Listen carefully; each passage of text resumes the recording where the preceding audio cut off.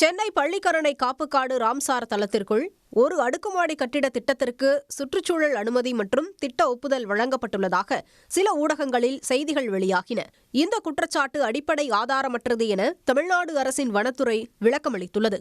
அதன்படி ராம்சார் தளமாக அறிவிக்கப்பட்டுள்ள 1248 ஹெக்டேர் பரப்பளவில் பள்ளிக்கரணை சதுப்பு நிலம் 698 ஹெக்டேரும், உரிய நடைமுறைக்கு பின் வரையறுக்கப்பட உள்ள கூடுதல் நிலம் 550 ஹெக்டேரும் அடங்கும். ஏற்கனவே பள்ளிக்கரணை சதுப்பு நில காப்புக்காட்டில் எவ்விதமான கட்டுமானங்களும் அனுமதிக்கப்படுவதில்லை.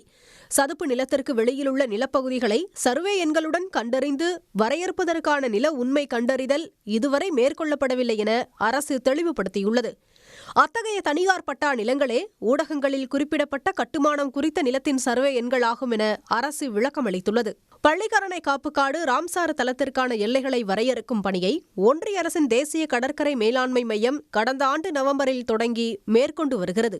இந்த செயல்முறையில் 60 நாட்கள் பொது ஆலோசனை நடைபெறும் என்றும், அப்போது தெரிவிக்கப்படும் ஆட்சேபனைகளை 240 நாட்களில் மாநில அரசு நிவர்த்தி செய்ய வேண்டும் என்பதும் விதிமுறையாக உள்ளது.